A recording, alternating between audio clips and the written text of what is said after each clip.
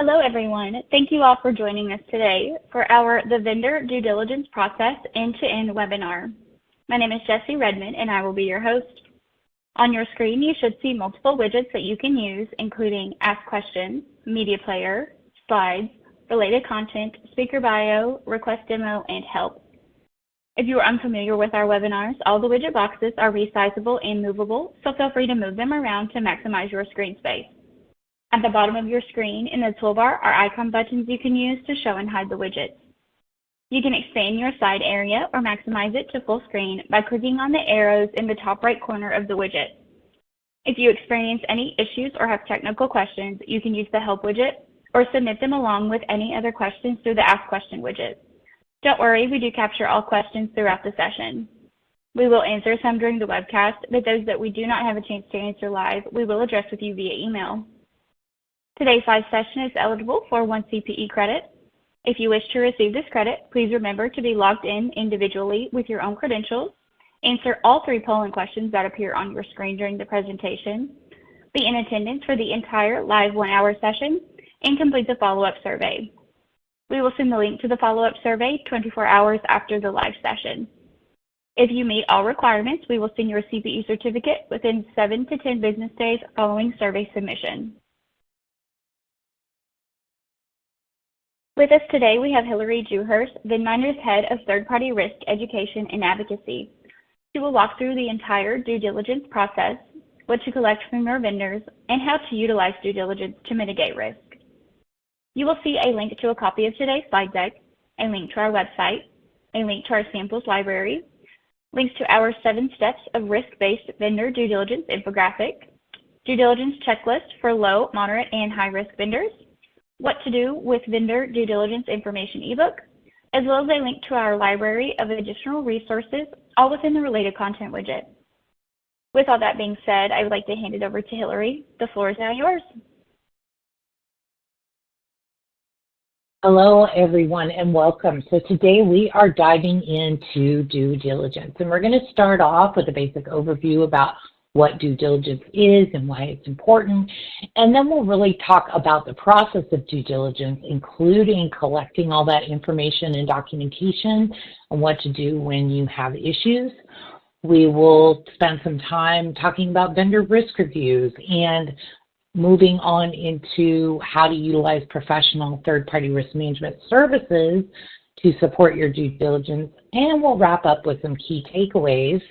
So let's jump right in. All right, so what is due diligence? Well, first and foremost, it is one of the most important things that we do in our third-party risk management process. And we do it at the very beginning of every vendor engagement and then periodically throughout the relationship. It is the collection, the review, and assessment of your vendor's risk management practices and controls. And it's also a process that can help us determine the residual risk of that engagement and if it's acceptable within our organization's risk appetite. Now, here you'll see the third-party risk management lifecycle. You can see due diligence is a step in onboarding and in ongoing. So let's go a little bit deeper. So the big question is, why is due diligence so important? And the first answer is it is a good business practice. It's always wise to do your homework and look before you leap into a relationship with a vendor. We want to make sure they have the right reputation, that they're qualified to provide the product and service, and that they have the right risk management practices and controls in place. If we don't do that, we can waste a lot of our time and money and resources and even have worse consequences like reputational damages, financial loss, and even regulatory violations.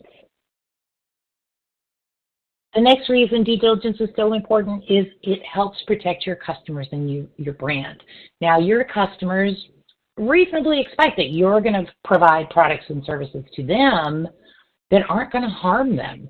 And they also don't make any distinction between the actions of a vendor and the actions of your organization. In fact, most people consider them to be the same thing.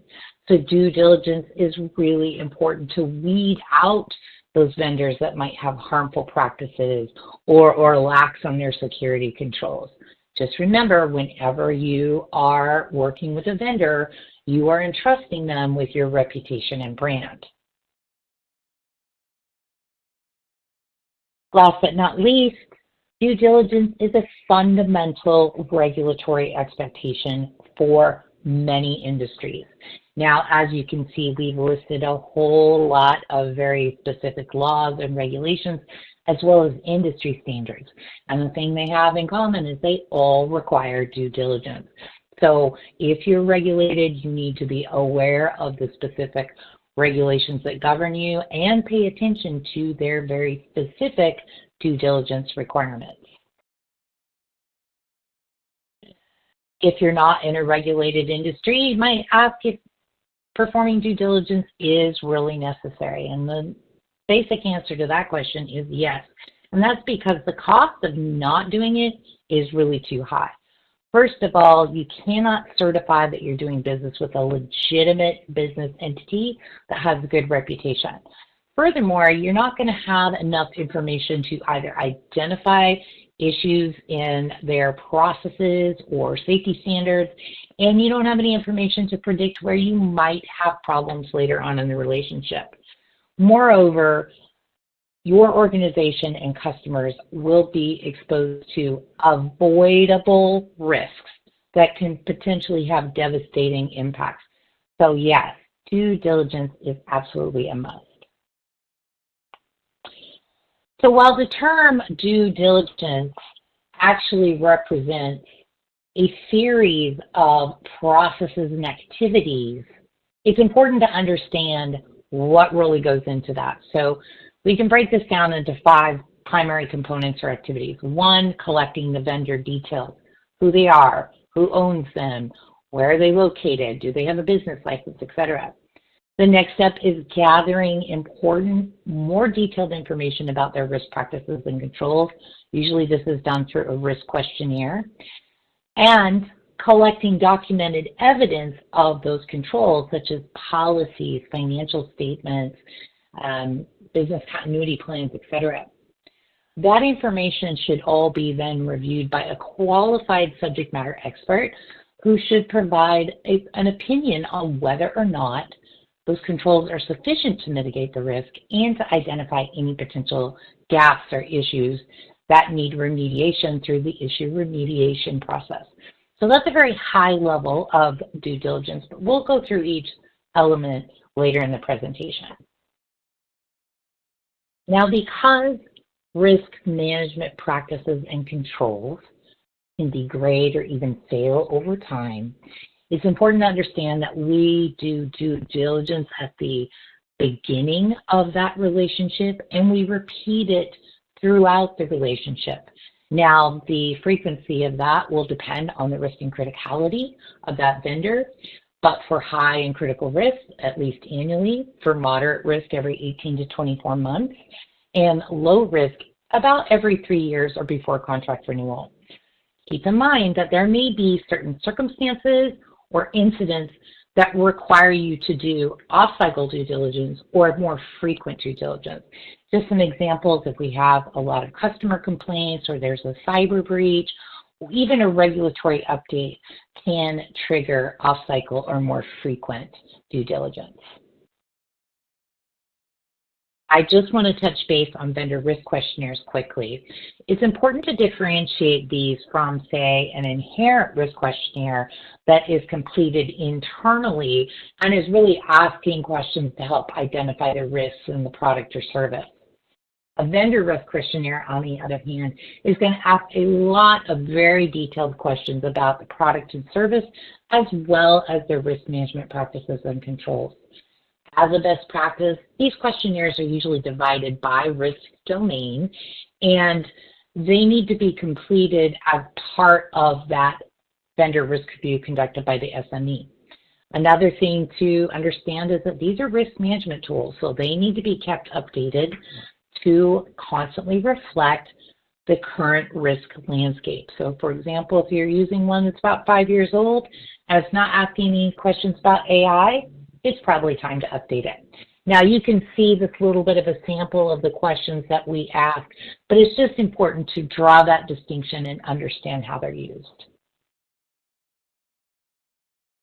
Now, it would be nice to just get those questionnaires back and just kind of take their word for it, but we do need that documented evidence, right? We don't want to just solely depend on the answers they give us. It's called trust but verify. And these documents are really important because they help us understand if there's been any historical changes to the control, if it's a relatively mature control or something that's been recently developed. And the documents also help us understand the level of governance and oversight that's happening within that organization.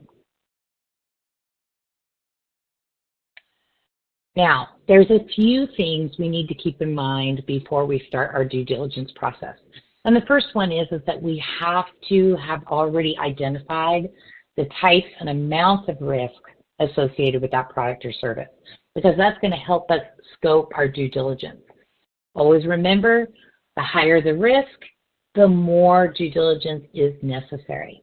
Now, collecting all these documents and analyzing them is really important for the due diligence process, but having those documents also helps your organization demonstrate to an auditor or a regulator that you do have a robust practice in place when it comes to due diligence.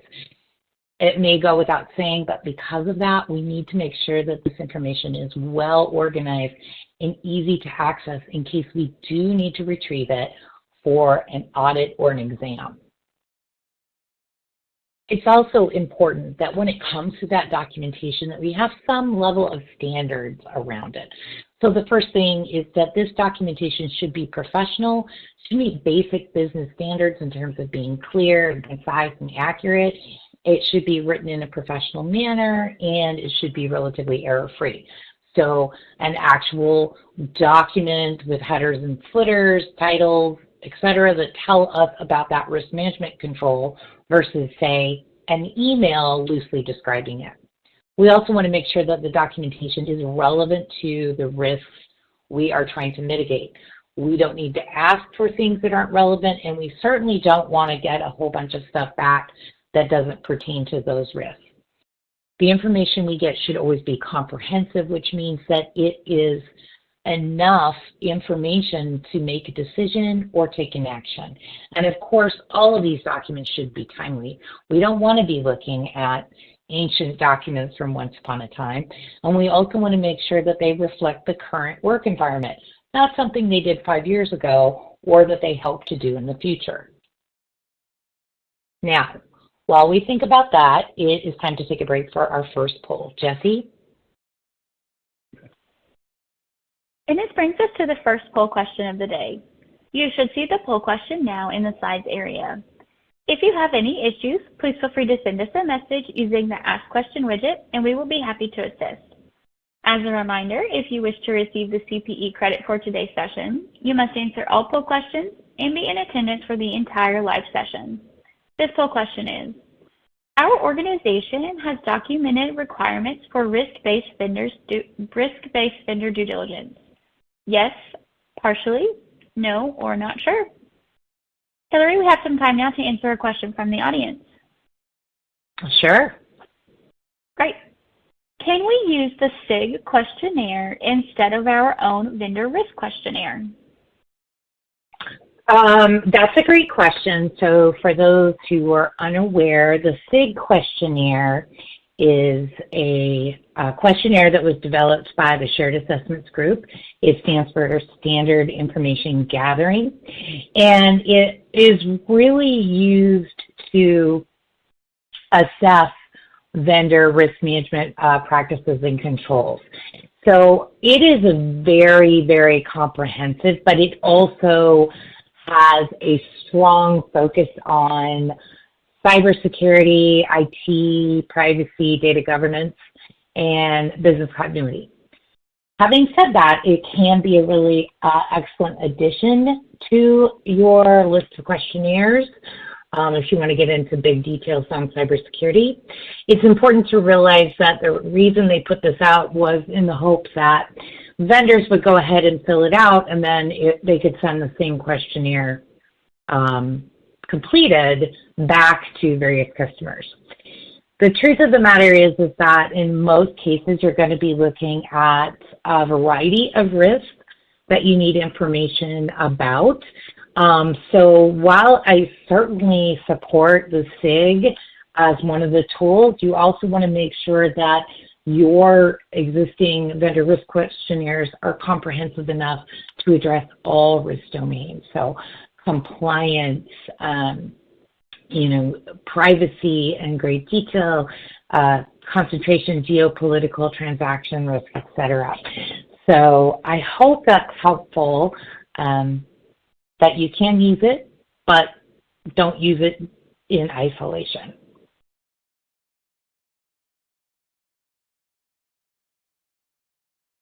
Thanks everyone for answering that poll question. Here are the results. By the way, you may have noticed reactions such as a thumbs up or heart coming across the screen. If you find this feature distracting, you can turn it off by clicking the 4 arrows in the top right-hand corner of the slides widget, which will expand the slides to full screen and no longer show the reactions.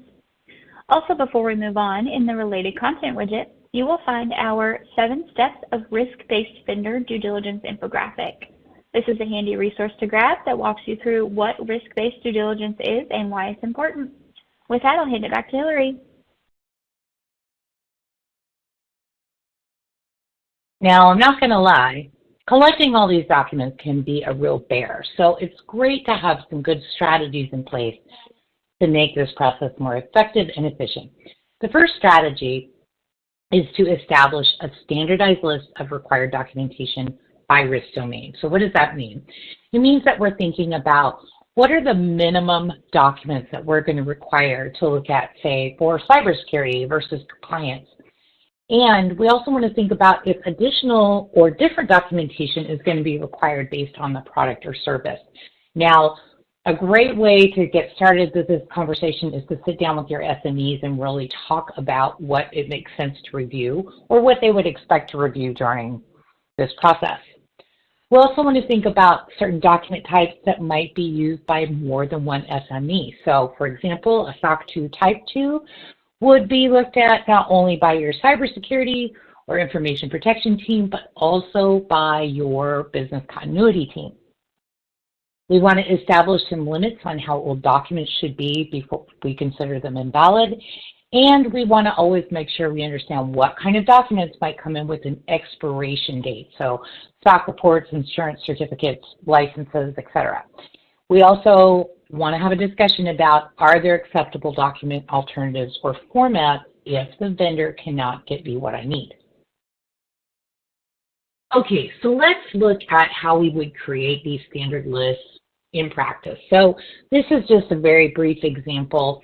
And in this example, we are doing this by risk domain. We selected the compliance risk domain, and we've created a very simple matrix. You can do it in Word or Excel or whatever works for you, that identifies a specific type of document, what it should cover, the maximum age it should be, if it's a document that expires, and if there's any alternatives if they cannot provide us what we need. Now, in this example, we said we want a compliance policy, and it should cover their oversight structure and governance routines. We do not want to look at anything older than 2 years. And if that's the only thing they can give us, then we want to make sure that we see their policy update schedule and the next review date for that compliance policy. The same goes throughout the example. We have their compliance training. We want to see a list of all their courses and evidence of successful completion, and so on and so on. Now in this case, we are looking at additional compliance information that we might request because it's a specific product or service. In this case, we're looking for other information that would be relevant in the case of a collections vendor. So again, we have our product type or service. We have the document type. So again, we want to see their customer complaint logs. We want 2 years of reporting, and we're not accepting any alternatives. We also want to see specific compliance training for these regulations and individual policies or a policy that covers at least all of these regulations. Now, the reason these lists make sense, and it's worth taking the time to do it, is because every time you go to scope due diligence, you shouldn't have to recreate the wheel and figure out what you need or ask somebody. Creating these lists every time can really help you speed up your process, and it can also help your vendors start to understand exactly what is required of them. Another strategy that complements having a standardized list is to also factor in a risk-based approach, right? This requires us to really understand what that engagement is about. So for example, we can take a vendor who accesses your customer data through your system. They have to log in, they have multi-factor authentication, they cannot do anything but see the data, they cannot process it, store it, or transmit it. It's just merely an access point. Well, that level of risk may need different and perhaps less due diligence than the vendor who is not only accessing your system, but transmitting or processing that data so they can effect changes or take that data into another environment. That would need a lot more due diligence. So it really pays to take a minute and understand exactly what the engagement is about. And of course, higher the risk, the more due diligence. There's a little note here to make sure that if you are starting to do more and more due diligence with existing vendors, to really just check the contract to make sure that you do have a right to audit and a right to review in there, because that can help you if they're being resistant. Now, the next thing we can do is to make sure that all of our requests to our vendors are clear and concise. We want to make sure that we create kind of a standardized or templated request that's very well structured and always courteous. Please remember, you're establishing or maintaining a relationship, so we need to always be respectful and provide the vendor enough information so that they can get us what we need. So always include your name, title, etc. Always list the reason for the request. We're reviewing this information to validate your information security controls or whatever it may be.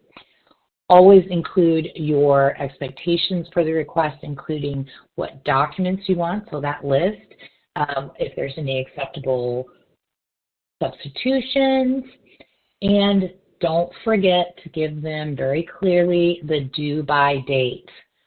Always make sure you include information about what will happen if I don't get the right information or I don't get the information on time. Often that means delays or sometimes refusal of the relationship. And then always let them know who to reach out to if they have questions. So when you're making these requests, there's something really important to remember. The first thing is that as a third-party risk management team member, you may be sending out the request, all the specific details, etc. And that is probably going to your primary contact at the vendor. Keep in mind that may not be the right person to get all this information or answer all these questions. So it's really normal for them to delegate parts of that process to other teams in their organization. But it's always important for them to understand that they are responsible for coordinating it on their end and getting it all back to you. Another important consideration here is that your vendor owner should always be the first point of contact for the vendor. So if the vendor is going to be late, they should call the vendor owner. If they are having questions, they should call the vendor owner, and the vendor owner can then work with you directly. If you don't do that, you're going to have tens to hundreds of vendors calling you all the time, and that is just not the best use of your time or resources. Another strategy is to make sure to review what you receive promptly. And what I mean by this is you are probably asking for documentation and information on multiple risk domains. And each of those risk domains is probably going to be reviewed by a separate SME. So we do not want to wait till all the documentation for all 8 risk domains is uploaded before we start working with those SMEs or reviewing that documentation.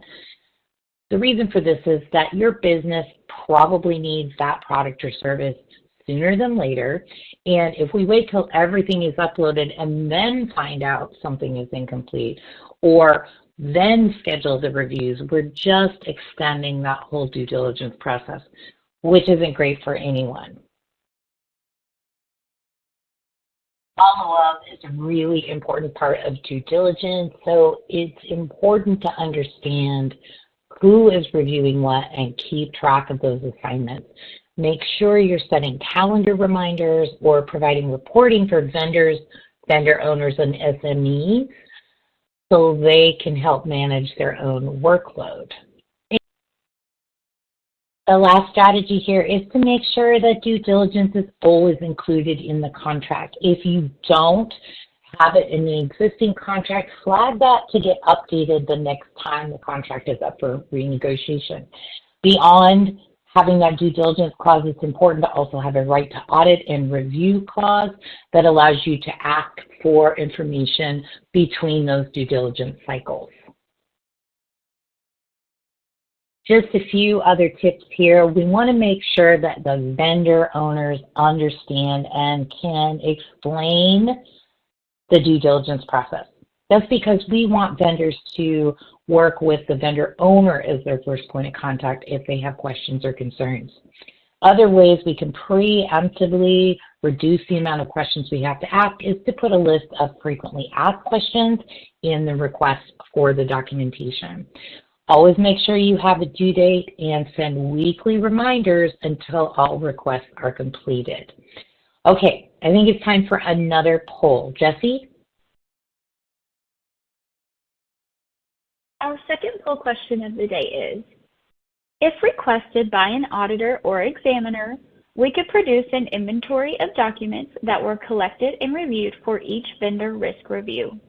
Yes, partially, no, or not sure. Hillary, I have another question here from the audience that we can answer. Okay, let's do it. And that question is, we don't do any kind of due diligence for low-risk vendors. Is that a problem? Well, first of all, just, as a concept, low-risk vendors don't have a lot of risk. They probably don't have compliance risk or privacy risk or business resiliency or even cybersecurity risk. So as a matter of process, we don't really need to do intensive validation of their risk management practices and tools. The problem is when we say we don't do any due diligence. All relationships need at least some due diligence. Just as a matter of fact, making sure they're a legitimate business entity, that they have a good reputation, and that they're not on any, PEP or OFAC list. I think that is a bare minimum that we should be doing for all vendors, regardless of the risk level. Now, of course, as more risks are identified, yes, you need to do due diligence, but we always need to do at least that baseline verification for all vendor relationships. I hope that helps.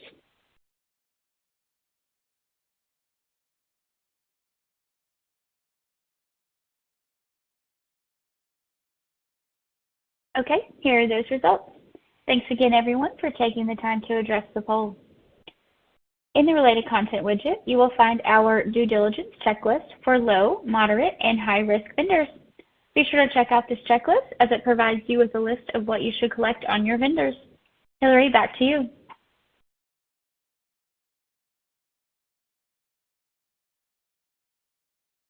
Over the next few slides, we're just going to provide some illustrated examples of the types of documentation you might want to collect based on the risk level of the engagement.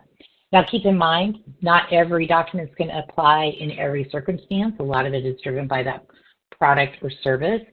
And this isn't a fully comprehensive list. If you remember the resources that Jessie mentioned earlier in the presentation, I really recommend downloading those because they are much more expansive and more detailed than we can show you in just a few slides. But to get started, we have to get baseline information for every vendor.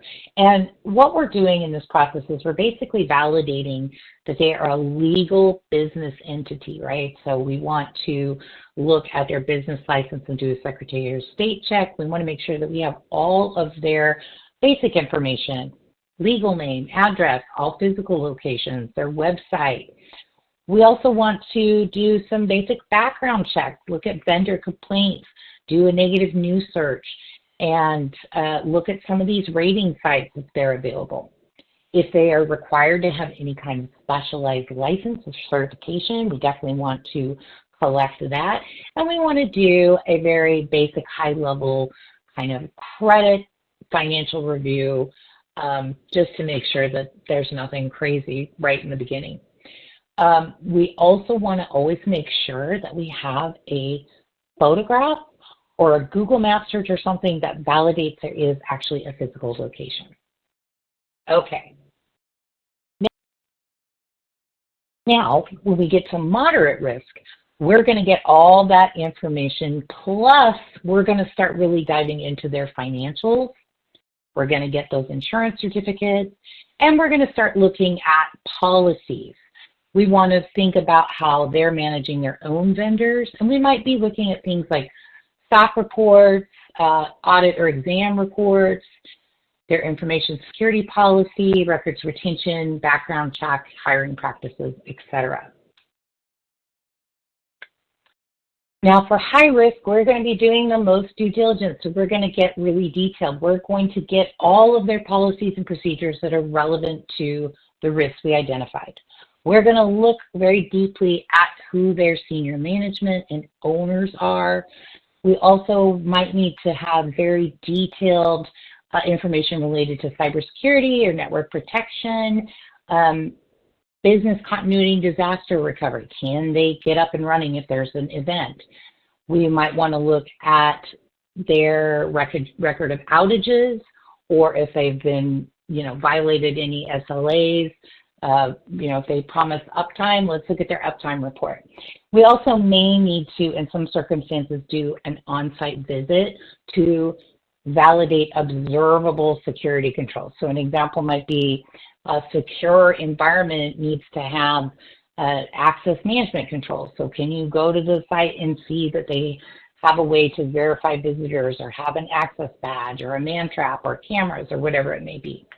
Now, I know that that's not super comprehensive, but again, this is just to illustrate the more risk we have, the more information we need to get, and the more detailed that information needs to be. And I also want to re-emphasize that there may be additional information that is product or service specific. So, for example, if they're processing credit card information, they need to be PCI compliant. If they're performing collections, they need to have licenses to do that. If they're storing, processing, or transmitting PII, or personal health information, they need to be HIPAA compliant. So hopefully that gives you an idea.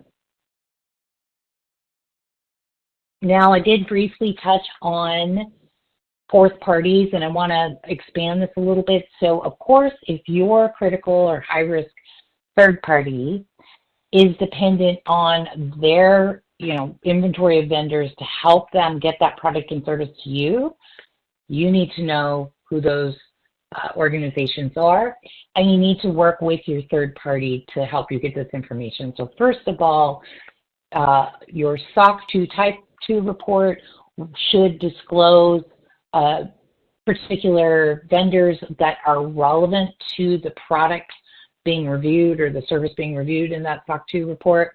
But we want to make sure that they are disclosing all of their critical third parties.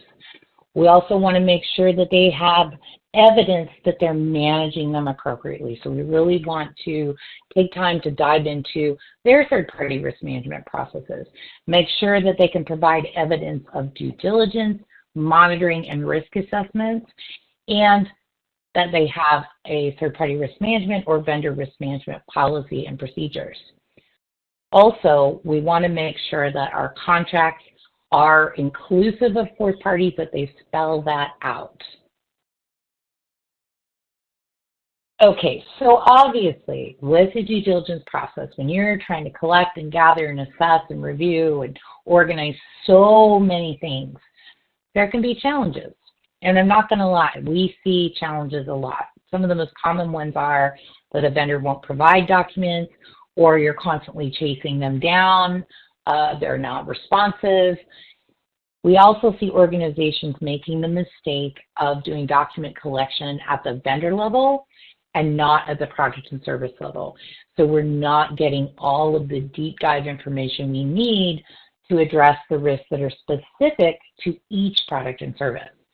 Another big one is there's no centralized organization or storage of the documents, which makes it a mess and really ineffective, or you don't have enough internal subject matter expertise to review some of this evidence or get through all of the reviews.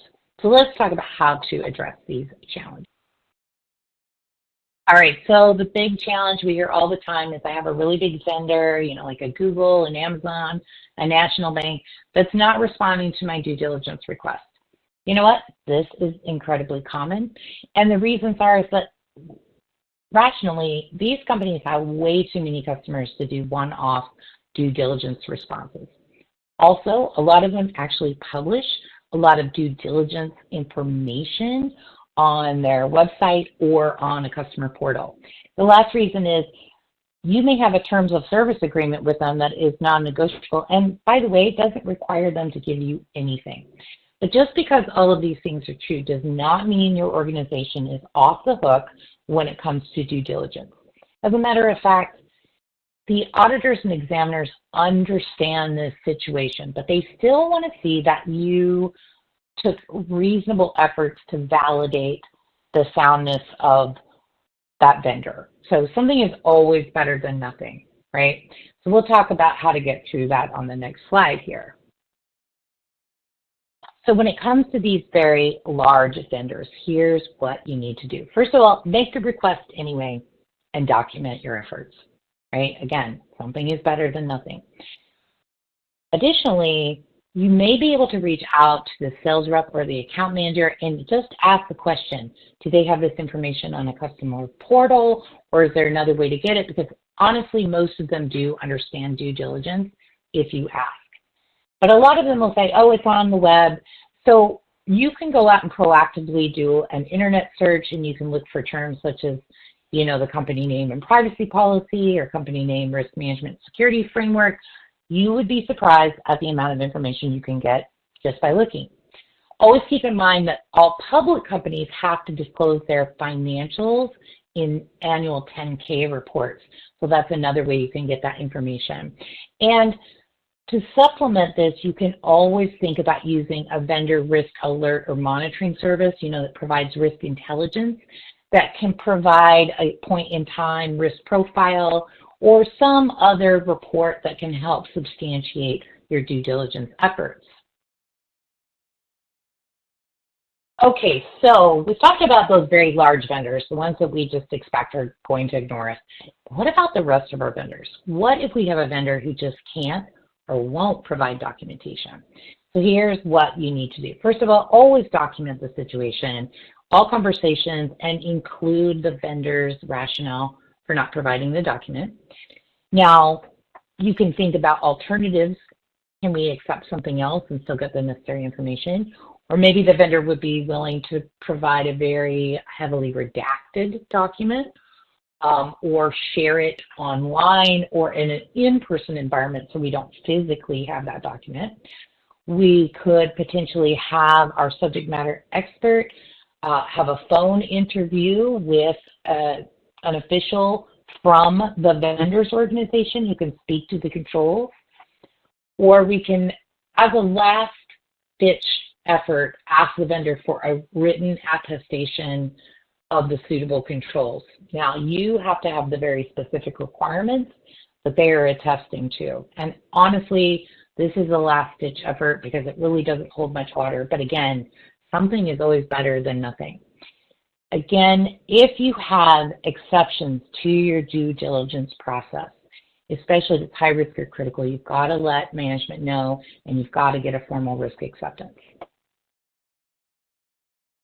All right, when these vendors they will not or cannot provide something to you, you need to make some decisions. First of all, you should always ask the vendor to document in writing their reasons for not providing the information. That way you have it in their own words and you can start doing some evaluation. Like, does the reason they're providing make sense?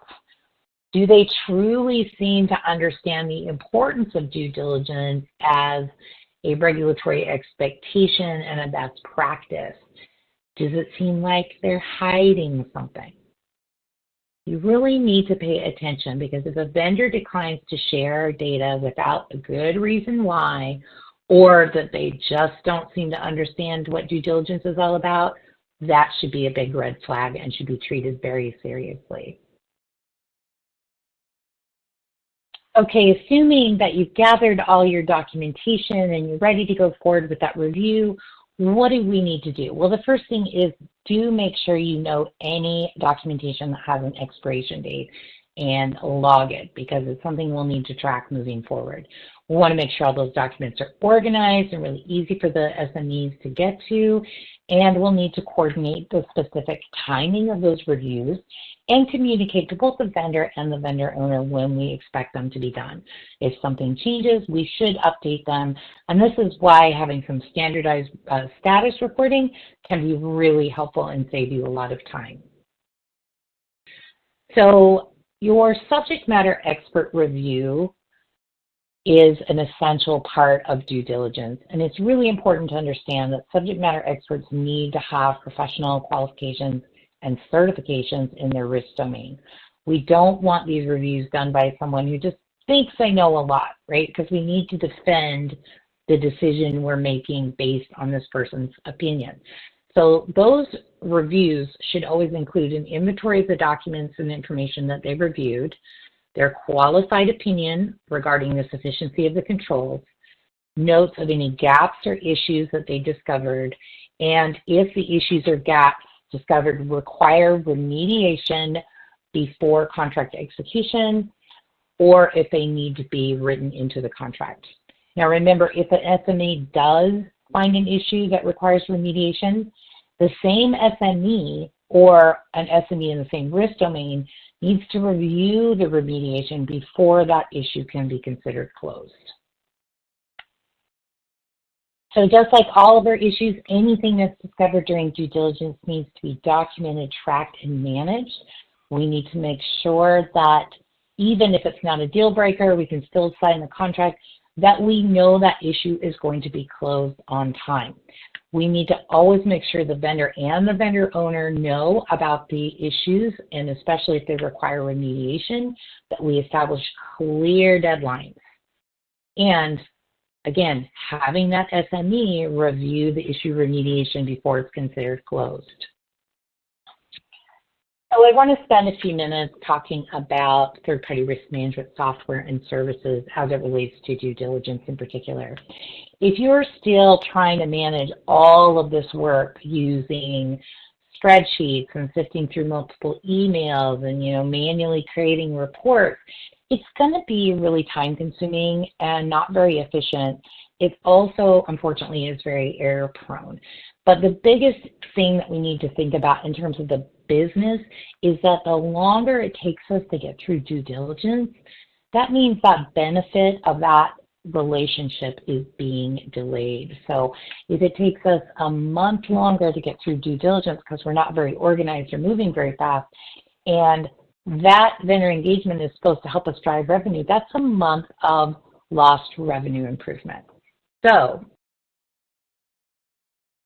it kind of goes without saying that the best way to replace manual processes is to implement some dedicated third-party risk management software that can really help you automate a lot of these tasks, simplify those communications, help you keep track of all of the requests that you've made and what's come back in, and create that shared workspace for all the different stakeholders.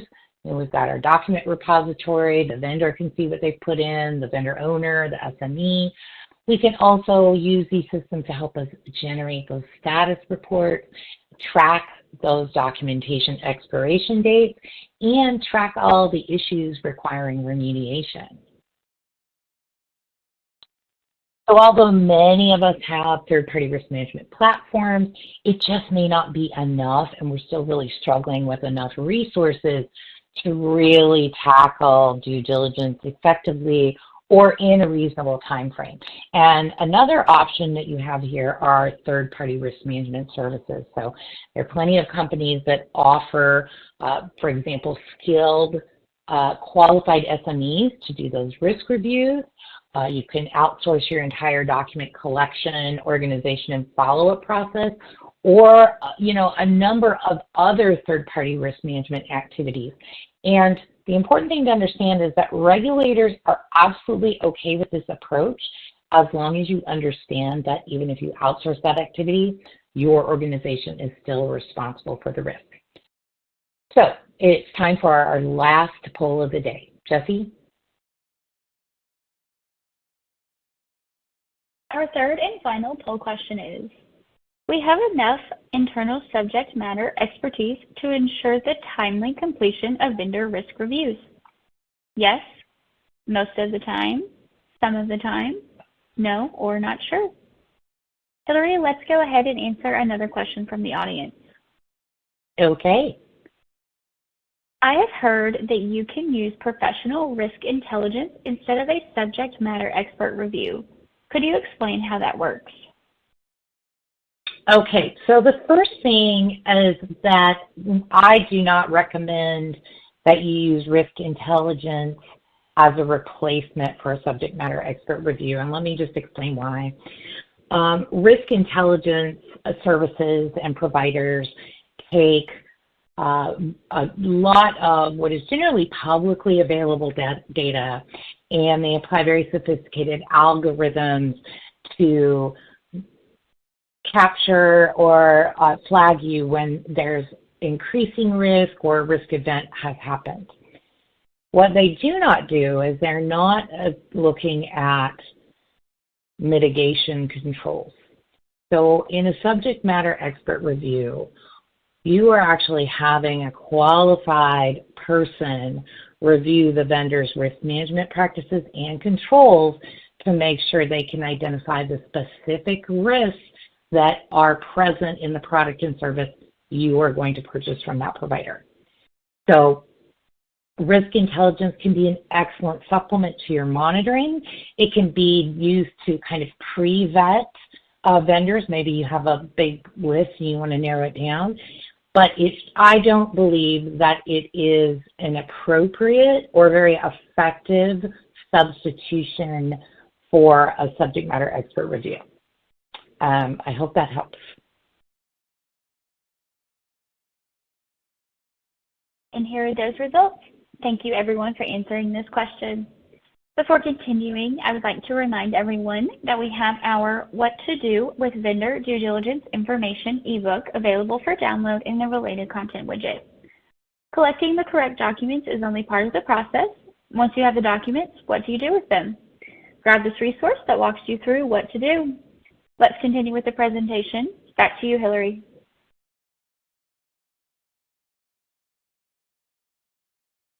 Okay, well, let's wrap up with some key takeaways. The first one is due diligence is necessary. It's best practice, it's a regulatory expectation, and it really does help protect your organization and your customers. When we are scoping our due diligence, we need to use a risk-based approach, making sure that the level of due diligence is in proportion to the risk. Keep in mind that documentation that we're gathering from those vendors not only is evidence of the vendor's control, but it also serves to evidence your organization's regulatory compliance. We want to make sure that we always include due diligence and right to audit clause in the contract and standardize our documentation requests by risk domain, level, and product and service type. And don't ask for documents you don't need. Make sure that those vendor requests are very clear and concise. Give them everything they need so we can get what we need. Start reviewing that information as soon as it comes in so you can address any issues quickly. Don't forget to follow up. And make sure that your vendor owners understand the due diligence process and can explain it to their vendors. Make them the first point of contact. Make sure that you have qualified subject matter experts reviewing the due diligence documents and providing an opinion. That really matters. Make sure you track and manage any issues discovered in due diligence. And if it all is not running as efficiently and effectively as you need it to, really consider using third-party risk management software and services. So with that, I am going to turn it back over to Jessie. Jessie? Great. Thank you so much, Hillary. Before we dive into more questions and answers, I would like to thank everyone for attending.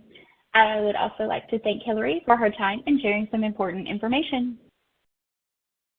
On your screen now, you will see our upcoming webinars. On July 9th, our third-party risk management reports, right data, frequency, and content webinar. And on July 11th, our vendor onboarding, starting vendor relationships right webinar. We hope you will be able to join us for those sessions. A link to register for those is in your copy of today's presentation slides. Let's now go ahead and answer some more questions that have come in during the session.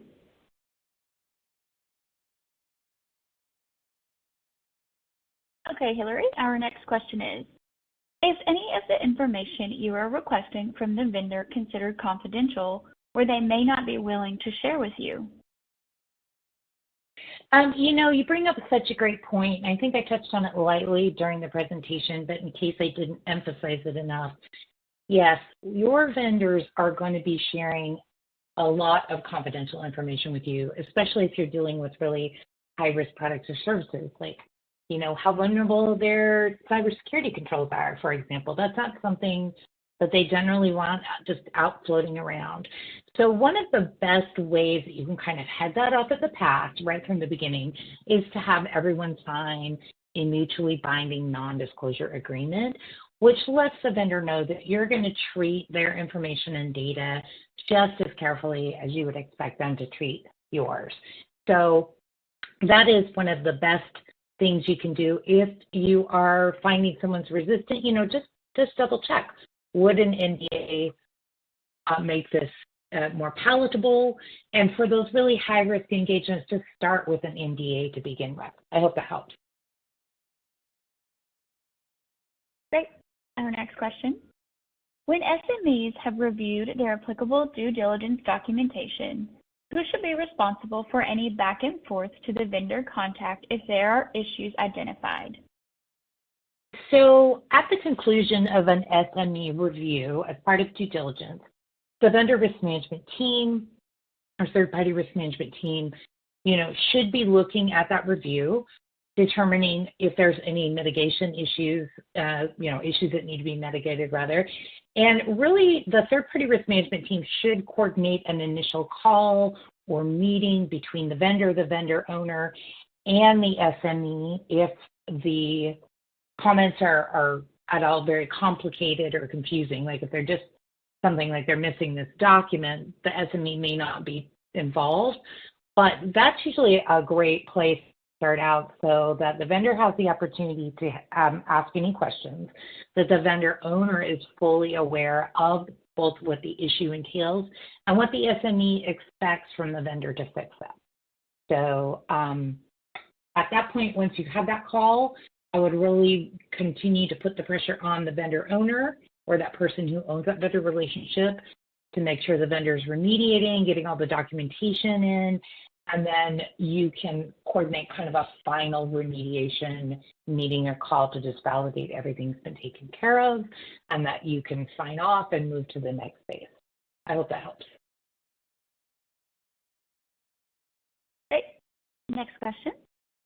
How can organizations improve their due diligence processes to address risk associated with artificial intelligence? That is really current question right now. We're all going through it. So a couple things just off the bat is to make sure that you're including questions about due diligence in your inherent risk questionnaire. So, will this product or service, involve AI in its, implementation, development, or use? things like that. You can, once you have that flag, you're going to have to go in and really do two things with AI because there's so many use cases, but you want to make sure that you're working with a qualified subject matter expert, again, with AI, and you're not sure who that is in your organization. One of the qualifications we're looking for is, certifications in data science is a big one. To help you identify what exactly are we looking at, in this use case, what kind of evidence would we be reviewing? Are we reviewing the model and the methodology and their monitoring, or do we need something else? So starting with your inherent risk assessment, work with your SME to get your vendor risk questionnaires and list of documents updated, and that will go a long way in tackling that question. But after that, it's really going to be a case-by-case basis for a while, and you're going to have to really make sure you understand what the product and service is about, what it does, to really help you further define and identify those risks. I hope that's helpful. Great. Our next question here. Low-risk vendors are somewhat subjective. What are the top 3 to 5 areas with which we should focus to validate a low-risk vendor? So low-risk vendors, just kind of generally, they don't have any data. They don't have any PII. They don't access your facilities unescorted. They do not, there's no business continuity dependencies there. Like if they go out of business or don't show up, it's not going to affect your operations or your customers at all. And they also have very low compliance considerations. So we're not expecting them to, follow like Fair Credit Reporting Act or something similar. So compliance, information security, physical security, and, impacting your customers, I think would be the 3 or 4 things I would use as, like, if any of those things apply, they are not low risk. I hope that helps.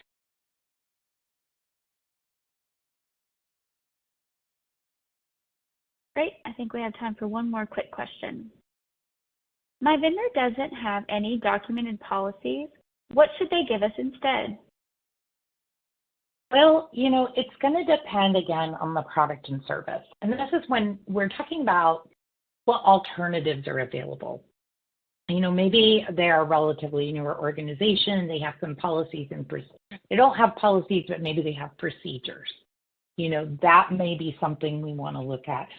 Or we want to understand how they are providing oversight, say, for cybersecurity, if they don't currently have a policy. So what you really need to understand is the reason why they don't have a policy, and how they're sort of self-governing the risks or monitoring the risks internally. And that might help you understand, maybe a couple of procedures might help, maybe an audit report, et cetera. Again, it can vary so much, but those are some general guidelines I would use. Great. Thank you so much, Hillary. Unfortunately, that is all the time we have left for questions today. Thank you, Hillary, for taking the time to address some of those that came in. Any questions we did not have time to answer today, we will address offline. We would like to thank you all for attending and hope you found today's session valuable. Another big thank you to Hillary for her time and content. You can ask even more questions inside of our third-party think tank, an online community that is dedicated to third-party risk professionals and free to join. Just because today's session has ended doesn't mean the conversations and questions must. Post your questions at thirdpartythinktank.com and see what your peers have to say. In the community, you will find thousands of free educational resources related to vendor due diligence. If you would like to become a member of Third Party Think Tank, you can register on the site or shoot us an email and we will get you registered and send you a link to set your password. We did record today's session, and that recording link will be provided to you in a follow-up email that you will receive tomorrow afternoon. Also in the follow-up email will be the survey link for you to request the CPE credit. On behalf of VinMinder, it has been a pleasure. Thank you all and have a great rest of your day.